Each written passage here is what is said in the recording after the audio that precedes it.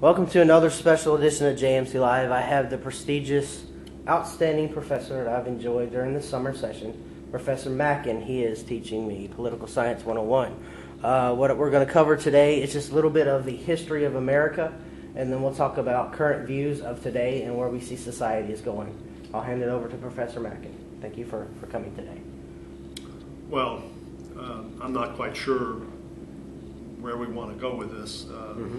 I think the history of the United States is a fairly complex history. There are certain themes in the American past.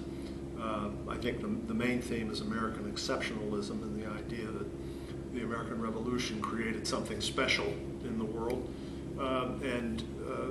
I suppose you could argue in some ways that that is the case if you think about Jefferson's comment in the Declaration of Independence that we hold these truths to be self-evident that all men are created equal. It's a pretty impressive phrase that has resounded around the world. And so that creation, the American Revolution, and what followed with the Constitution of the United States has had a tremendous impact on the world in the last 200 years. And of course then there's another theme to American history, and it has to do with, especially with the 19th century, and it's related to American exceptionalism.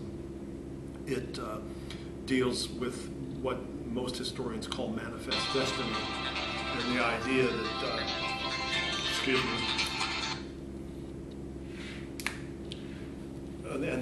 that, the United States was destined to dominate the entire North American continent, and of course that, with the exception of Canada, is what happened. And I think many people in the 19th century were convinced that that was legitimate because of the idea of American exceptionalism. I think, too, that theme is carried into the 20th century, especially the early part of the 20th century, when the United States became not only a continental power, but an imperial power, especially in the Pacific. And then when you add American economic domination ultimately of the global economy, that would be the other primary theme in American history that drives what the country was and what it became, for good and for bad. There's an awful lot about it that's very good. I think that America has spread human rights and dignity around the world, but there are critics who argue that the United States has done things that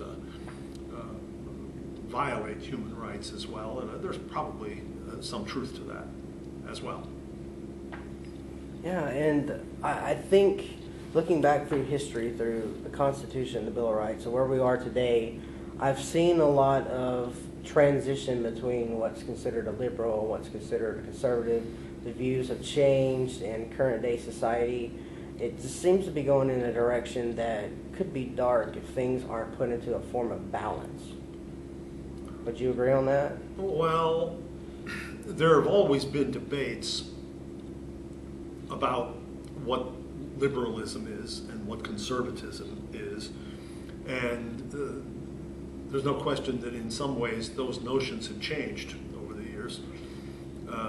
Classical liberalism involved the idea of states' rights, at least in the United States after the American Revolution, while conservative thinkers supported a much stronger central government.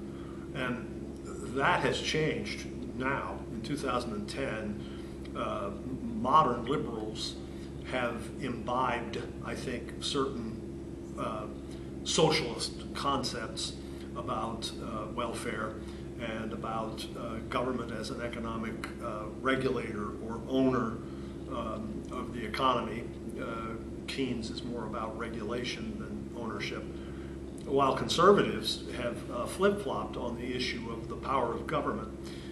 Many conservatives, either in the Republican Party or in the libertarian movement in the United States, support the idea of smaller and more efficient government. And so they sound a lot like liberals did at the end of the 18th century. I think that there's always a danger of polarization that can lead to instability. The real genius of the American system has always been the fact that much of American politics is moderate. And when it hasn't been, or if not moderate, it has been moderated by a kind of practicality and a can-do mentality. And I worry that polarization on the right and on the left can lead to some very unpleasant things. The one time that the country couldn't compromise politically, it led to the Civil War. And today, there are certain things out there that cause concern. I think it's important to realize in any age that economic instability leads to political instability. And we've come on more difficult economic times in the last couple of years, and there is this enormous debt that the United States has, and that too can lead to serious economic problems, and that could in turn lead to much greater polarization politically. And that is a real cause for concern. Extremism can result from that. And so I think we need to be vigilant about that. Exactly. We see World War I and World War II and the Great Depression being connected to it. And like you said, the economy, it being unbalanced as it is and unstable, this whole globalization theory that's going about, everything just seems to be coming to a turning point where for the future of America to be stable and a strong power, something has to change. There has to be not just a change of let's just elect a new president, but a whole view of ideas and how to cut the debt and how to maintain things. I mean, it's not something someone simply can say, well, we'll just cut taxes or we'll do that. There needs to be a whole new, throw out there, not completely change the bar, but increase the bar as per how we're going to fix the problem in the direction that we should go. Well, I don't have any magical answers to these problems. I will tell you that a lot of people are coming to the conclusion that the government is probably too big, the federal government, and that it can't get out of its own way, that it's not very efficient. I think a lot of people now, at least according to the polls, are very concerned about the public debt, about the $1 trillion debt that we're running and the cost of programs. And it could mean an increasing radicalization of the country. I think it depends on what happens this fall in the elections that are coming up. The polls show that the Republicans will be more successful than might have been the case even a year or two ago. But I think that the Tea Party movement is not just an adjunct to the Republican Party.